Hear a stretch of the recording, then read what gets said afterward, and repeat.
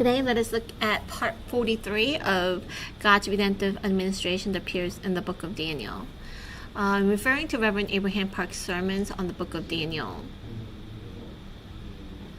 And today we'll be focusing on Daniel chapter 11, the period of Ptolemaic reign. Ptolemaic reign?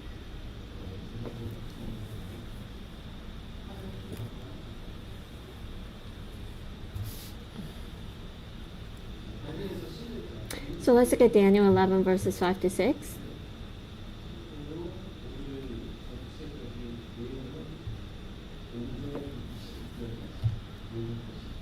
But if you really want to know about it, we're looking at from verse 5 to verse 16. We're only going to be reading 5 to 6 first.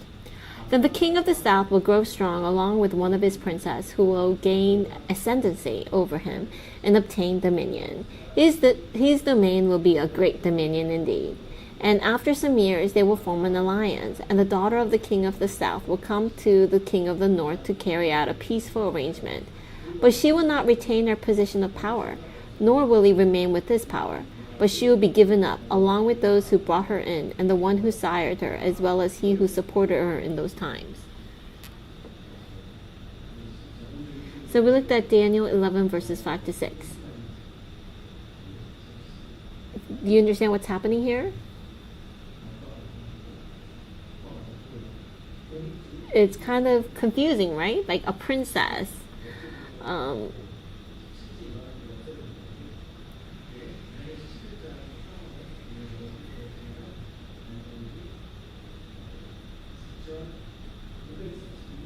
In 536 BC, Daniel, that's about when the construction of the temple has begun. This is when Persia began its rule, right? The Persian Empire. But then it talks about after the Persian Empire, when it ends. Then it's the Greek Empire, right? Like Hellenistic era. And so all these things are going to happen like 200, 300, like hundreds of years later. And so here we have King of the South with the King of the North. It's a prophecy.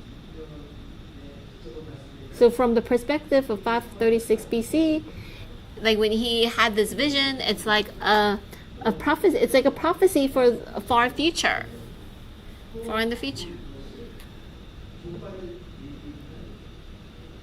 Like this is the word that helps prepare for the end times. So in order to know the end times, we need to read the Daniel. Because there's word of the prophecy that it is fulfilled. That was fulfilled.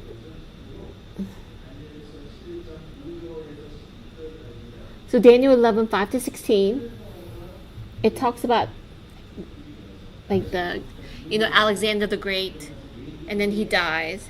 And then there's 4 generals that take power over and dividing up that empire. Ptolemy was the first general who took over that 1/4, and then he basically showed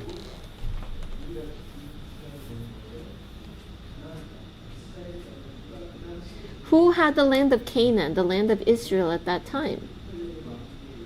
Ptolemy. What influence did they have? And so Israel was under the rule of Ptolemaic rule. But then it changes.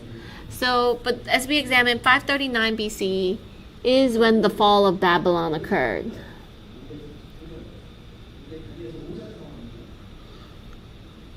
This is Daniel chapter 5 incidents, Belshazzar, and then the finger just appears out of the blue and writes on the wall. Mene mene tekel upharsin. God has measured and found you lacking. So Babylon is destroyed. That's 539 BC. And then from 539 BC to 331 BC, it's the time of the Medo-Persian Empire. It's not...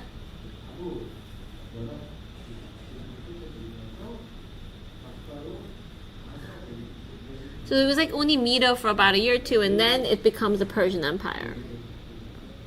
So in Daniel 11 verse 2, it tells us about, we examined the kings last time, of the four kings. Four kings of Persia. They are Cyrus, his son, Cambyses. He does not appear in the Bible. Darius. Who was Darius?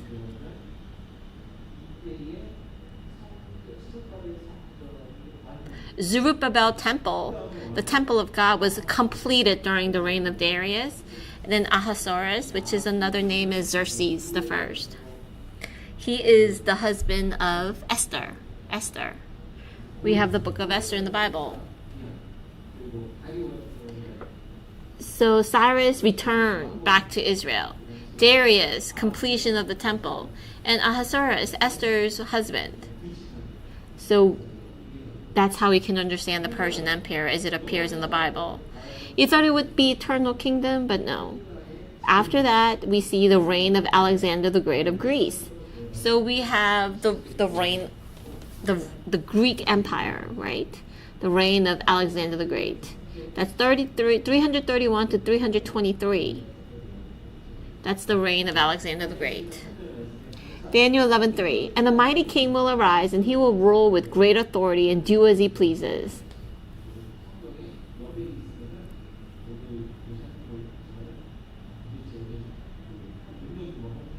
So who is this mighty king?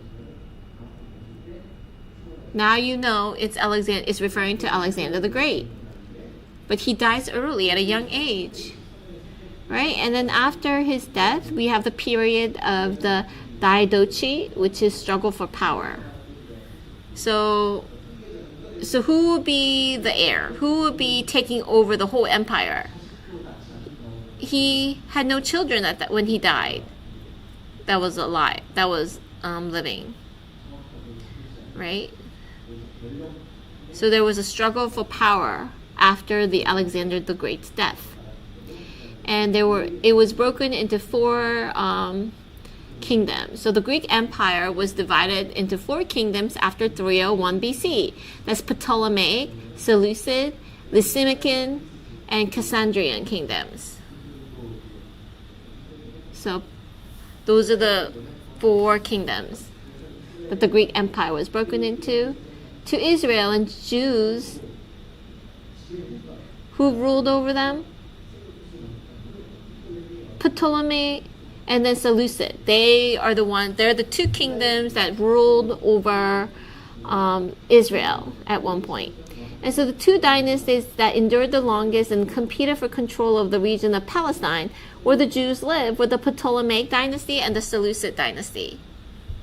So these are the two dynasties that controlled the region of Israel. Historically, there were 6 wars between the Ptolemaic dynasty and the Seleucid dynasty, known as the Syrian Wars.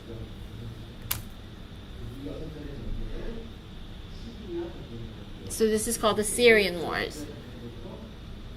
So there are 6 wars. 1st, 2nd, 3rd, 4th, 5th, 6th.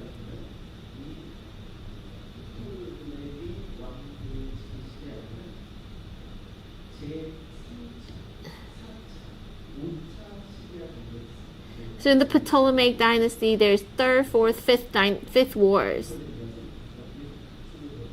So they kept on fighting with each other.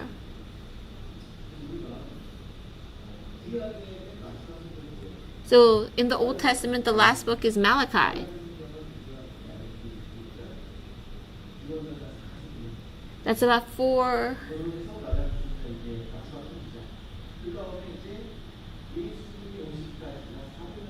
So for 400 years until Jesus was born, it was silent.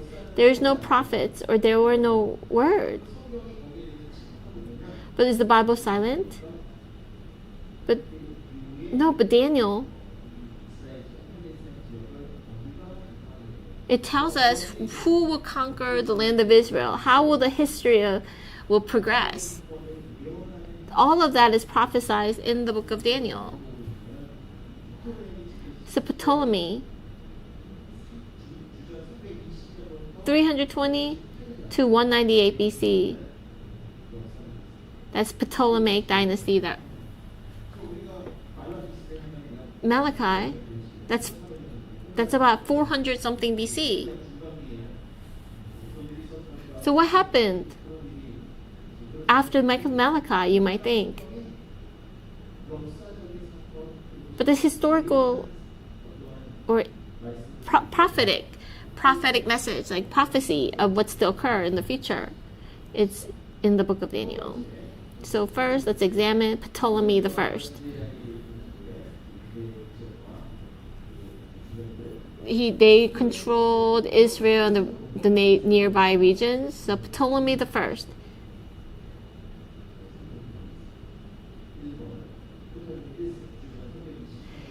(323 to 285 BC). Daniel 11:5. Let's read this verse again.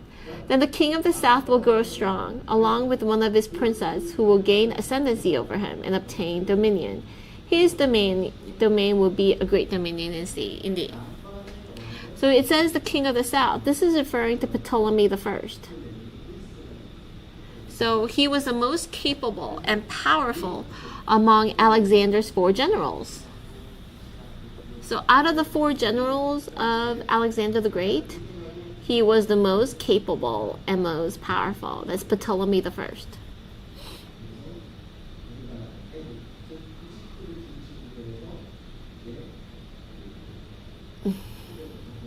He rules in the land of Egypt as well. So here's the map. That's Ptolemy, that blue area. That's Seleucid.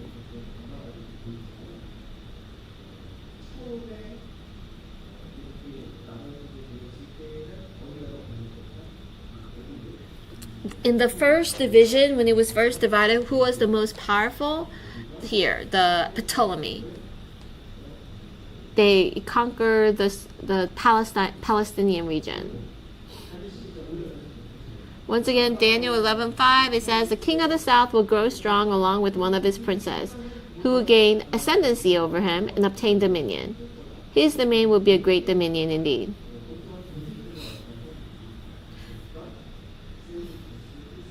It says that there's one of his princes who will gain ascendancy over him and obtain dominion. That's Seleucus the First. He was driven out of Babylon by the general Antigonus and took refuge under the protection of Ptolemy the First. In 312 BC, he recaptured Babylon and became the king of the north.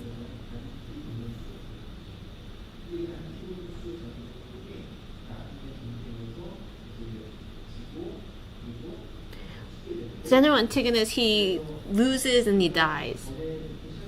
So before his death, he loses his influence.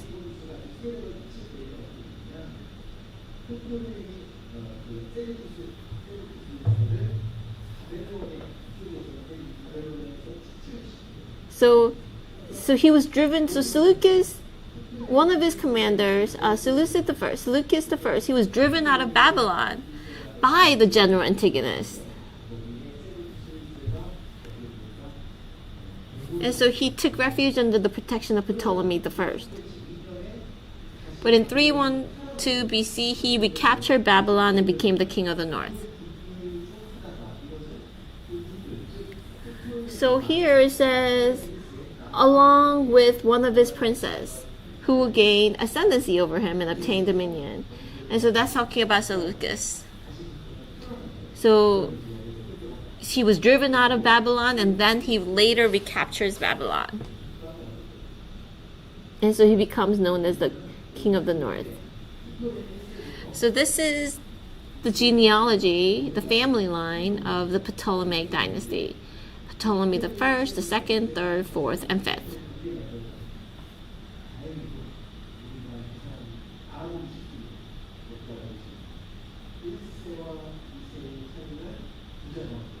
They're father and son, from first to second, second to third, father to son, third to fourth, father, son, fourth through fifth, father and son. So there's nothing confusing here, right? They're all father-son relationship between the kings from the first, Ptolemy the first to the fifth.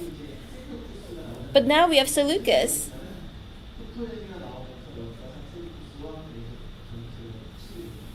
So Ptolemy and Seleucus, they fight together.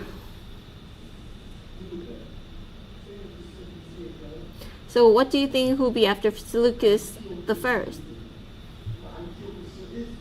There's Antiochus. Is Antiochus the second? Then after that is Seleucus the second. After the son of Seleucus the second, it's getting confusing because it's changing the names again and again. So it's Seleucus the first, and Antiochus the first, Antiochus the second, the Seleucus second. So they're father and son. So Antiochus first or second is father son. Antiochus second to Seleucus is the second is father and son. So he also then gave birth to Seleucus the third, that's the son. Then Antiochus the third. They're brothers then. They're brothers. Seleucus the third and Antiochus the third are brothers.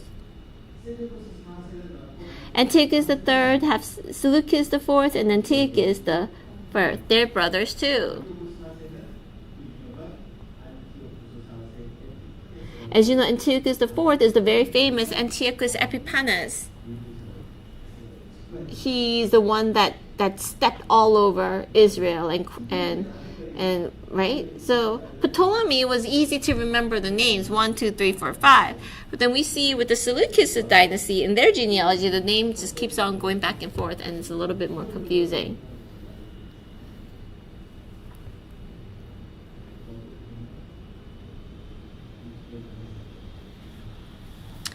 So we have examined Ptolemy the first. Now let's look at Ptolemy the second. He ruled from 285 to 246 BC. Daniel 11 verse 6. And after some years they will form an alliance, and the daughter of the king of the south will come to the king of the north to carry out a peaceful arrangement. But she will not retain her position of power, nor will he remain with his power. But she will be given up, along with those who brought her in, and the one who sired her, as well as he who supported her in those times.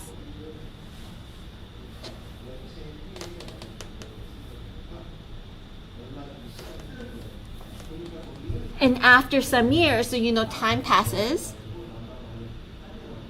there is the daughter of the king of the south and king of the north. Who are they? So it's not always the same people. So the daughter of the king of the south is the daughter of Ptolemy II, and her name is Berenice. So remember, Ptolemy first's son is Ptolemy II. And so this is the next generation. And the Ptolemy II's daughter is Berenice. And who is the king of the north? Antiochus II, who is the grandson of Seleucus the first. Over Seleucus first, he was protected by Ptolemy, then went back up north and conquered it, became a king of the north. And then after Seleucus the first, the son is Antiochus the first, then Antiochus the second. So Antiochus II is the grandson of Seleucus the first. So Ptolemy the second, and he has a daughter named Berenice.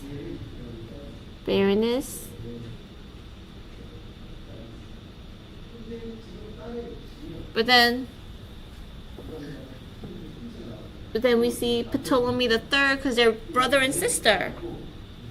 But Berenice with Antiochus II, they become married. It's a political marriage. They're fighting, and then now they have a political marriage for peace. Let's ally with each other. And then, so that's Berenice and Antiochus II. But was he unmarried? No, he had women. He already had his wife. He was thinking, oh, this is for the good of the kingdom. So he divorces his wife and accepts Berenice. So he divorces his previous wife. When Antiochus II married Berenice, he divorced his first wife, Laodice. And how would it be for Laodice? She'd have been very upset. So she's like very upset.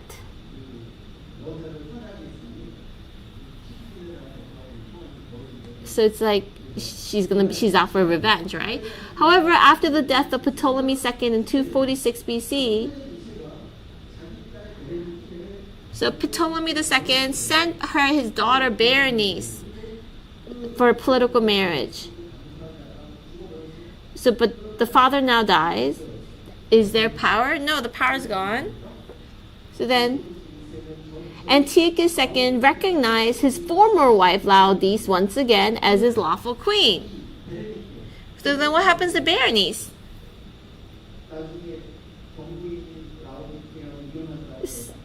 So Antiochus II divorced his first wife Laodice and married Berenice, but now she lost power because her father died. And now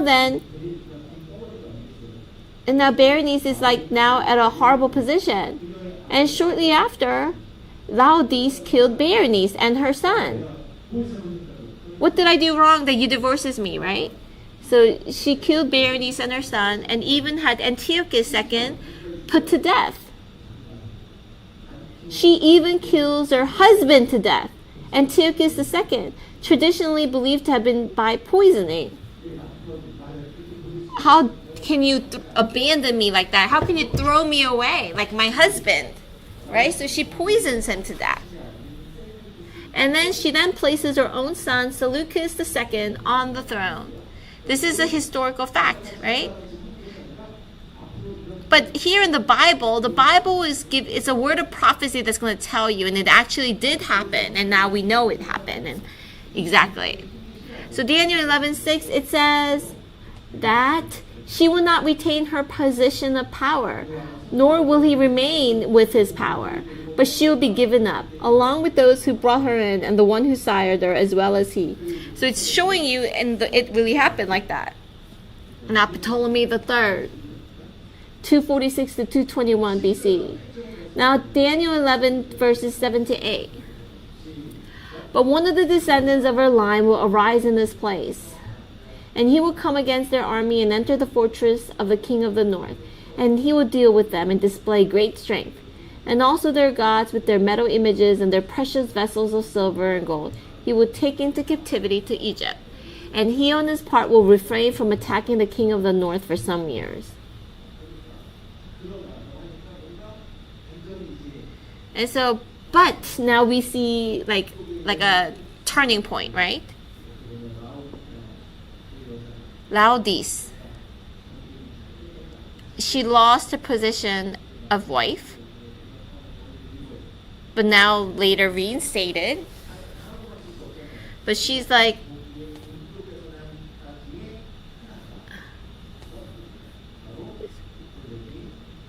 so Ptolemy III, one from her family line, Ptolemy III, he's the son of Ptolemy II and brother of Berenice, right?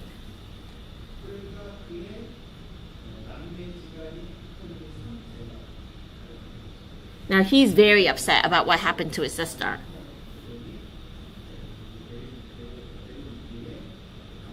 He's the younger brother of Berenice. So now, Daniel 11 verse 7, But one of the descendants of our line will rise in this place, and he will come against their army and enter the fortress of the king of the north. So he's going to come attack.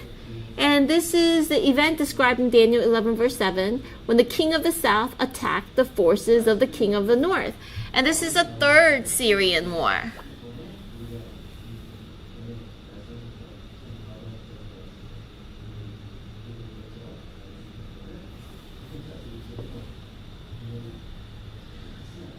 In the fifth book of the Redemptive History series, it really connects all of this in there with connecting it to the book of Daniel.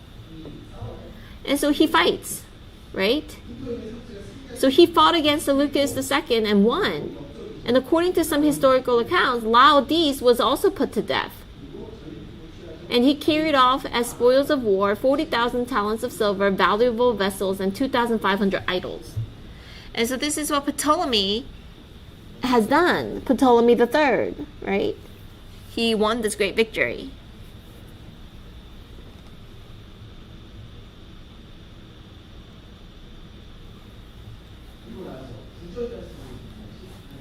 Daniel 11 verse 9. Then the latter will enter the realm of the king of the south, but will return to his own land. So now king of the north, the Seleucus, he was attacked and he lost. So now he's going to attack revenge, right? He's going to now go attack Ptolemy. And so in 240 BC, Seleucus II launched the retaliatory campaign against Egypt, but he was forced to retreat. That's Daniel 11 verse 9. Now fourth, Ptolemy IV, 221 to 203 BC. So Daniel 11 verses 10 to 12. And his sons will mobilize and assemble multitude of great forces, and one of them will keep on coming and overflow and pass through, that he may again wage war up to his very fortress. And the king of the south will be enraged and go forth and fight with the king of the north. Then the latter will raise a great multitude, but that multitude will be given into the hand of the former. When the multitude is carried away, his heart will be lifted up, and he will cause tens of thousands to fall, yet he will not prevail.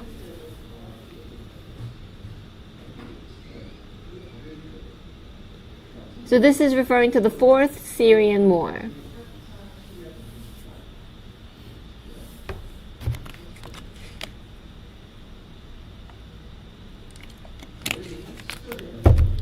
In verse 10, his sons, whose sons?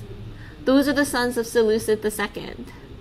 That's Seleucus III, who was killed during the campaign in Asia Minor in 223 BC, and Antiochus III.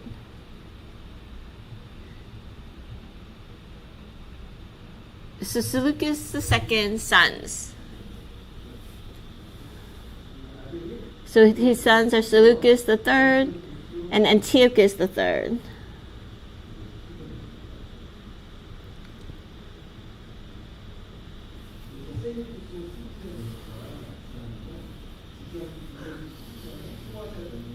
So he was killed. Seleucus III was killed during a campaign in Asia Minor in 223 BC. And then Antiochus III. So his sons mobilize and assemble a multitude of great forces and keeps waging war against the north, the king of the south. Who is the king of the south? Ptolemy I. He's the son of Ptolemy III. So this is the Ptolemy IV. And then now verse 11, it talks about the king of the north. And the king of the south will be enraged and go forth and fight with the king of the north. So that's Ptolemy IV against Antiochus III. Then the latter will raise a great multitude, but that multitude will be given into the hand of the former. So Ptolemy IV and Antiochus III.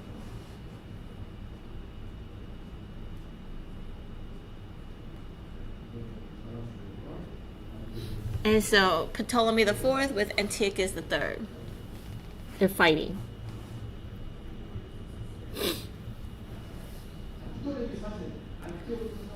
After winning a great victory over Antiochus III, Ptolemy IV became proud. According to Jewish traditions, he attempted to enter the Holy of Holies in the temple. In 203 BC, he died from an unknown illness and was unable to increase his power. He became proud. He came into Israel and went inside the temple. And he died of a unknown illness. In the 6th book of the Redemptive History series, it states, in the midst of the intense conflicts between the Ptolemaic and Seleucid dynasties, Ptolemy IV defeated Antiochus III of the Seleucid dynasty in the Battle of Lafia, which took place near the end of the Fourth Syrian War. It is recorded in the Maccabees that the high priest Simon II went out as a representative of the Jews to receive Ptolemy IV, since Judea had no other rulers. At his arrival in Jerusalem, however, Ptolemy IV went into the temple to give an offering and attempted to enter into the Holy of Holies. Simon II tried to dissuade him and stop him from entering. As he persisted, Simon II and the people lifted up supplication to God Most High. God answered their prayers by shaking Ptolemy IV to and fro, so that he was left lying on the ground powerless.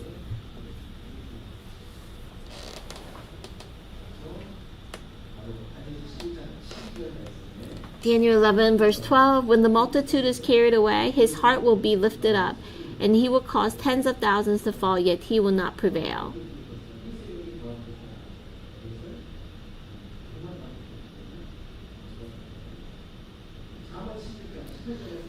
So Proverbs 16:18, pride goes before destruction, and the haughty spirit before stumbling. So arrogance, pride, you do whatever you want, but it brings forth God's wrath and anger and destruction. Now let's look at the last, Ptolemy V. Daniel 11:13. For the king of the north will again raise a greater multitude than the former, and after an interval of some years, he will press on with a great army and much equipment.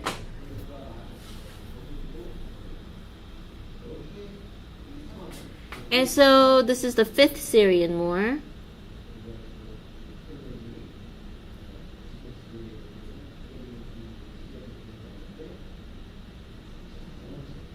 So we just looked at the 3rd Assyrian War, 4th Assyrian War, 5th Assyrian War.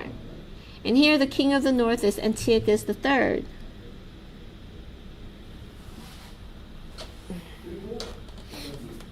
And the king of the south is Ptolemy V, the son of Ptolemy IV, who ascended to the throne at a young age. Now 11:14, now in those times many will rise up against the king of the south. The violent ones among your people will also lift themselves up in the order to fulfill the vision, but they will fall down.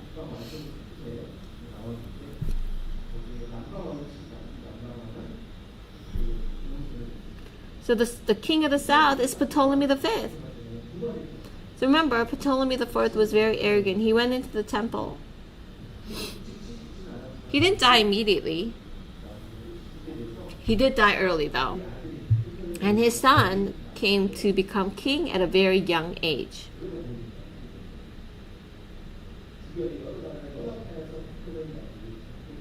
And so then, as a result, several neighboring nations formed an alliance, right? And then came to invade.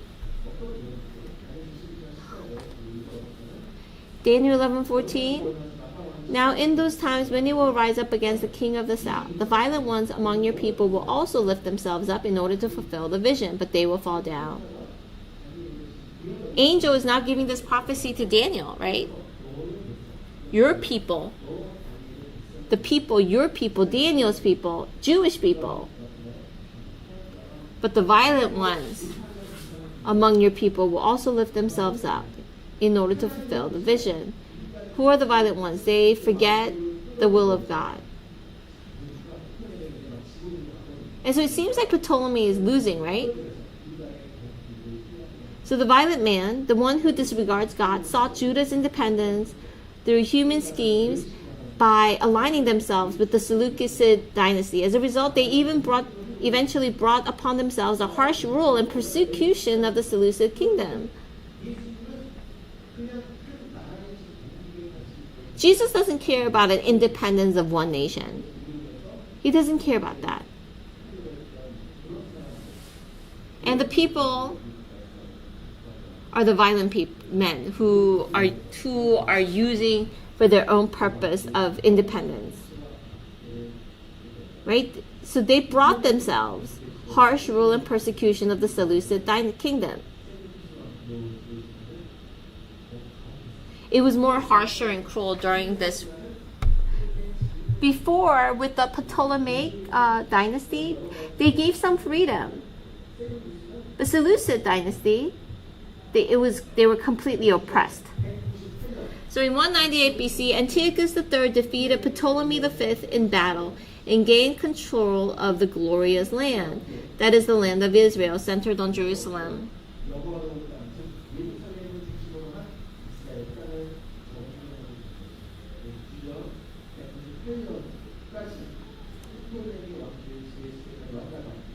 And so now the Seleucid dynasty is going to take over the nation of Israel and ruling it.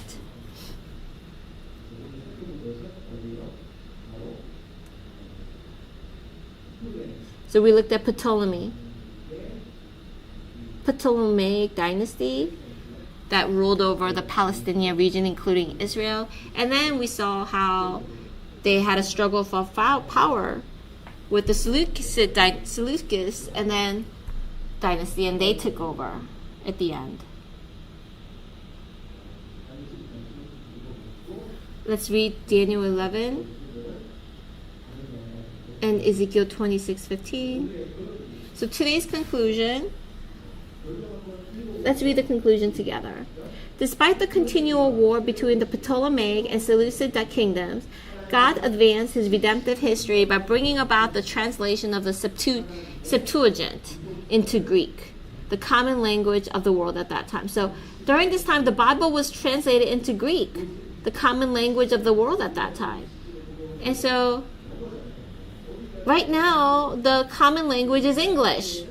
But at that time, the common language was Greek. That was a common language at that time. So they translated the Bible into Greek so that people can read it. Ptolemy went forth. He even went into the temple. So God's redemptive history never stops.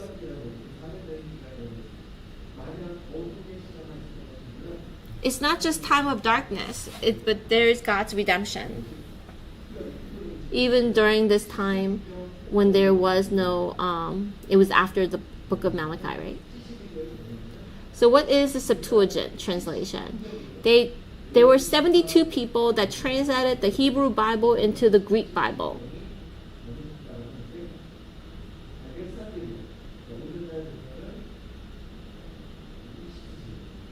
Alexandria, which is now Egypt. There's a city called Alexandria. It is a city commanded by Alexander. He told them to build it, so it's called Alexandria.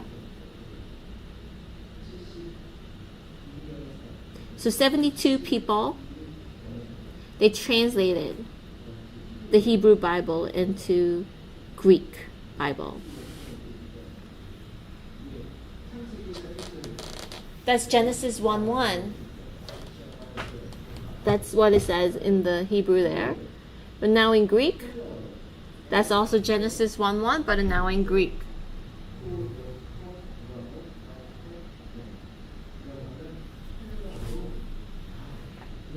So the whole Old Testament was translated into Greek. So a book that only the Hebrews can read because it's in the Hebrew language, but it was now translated into the common language so more people can read. So, but it was a truly amazing advancement of redemptive history with this translation.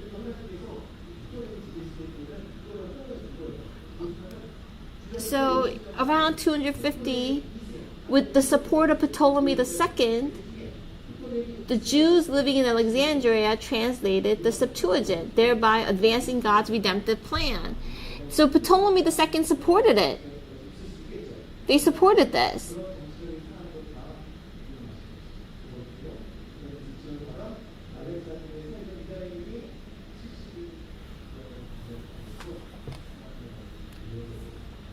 But so God's movement of redemptive history was advancing even during this time. Let us firmly believe that God's movement will always move forward, and let us always be victorious with God to the very end in faith. I bless in the name of the Lord.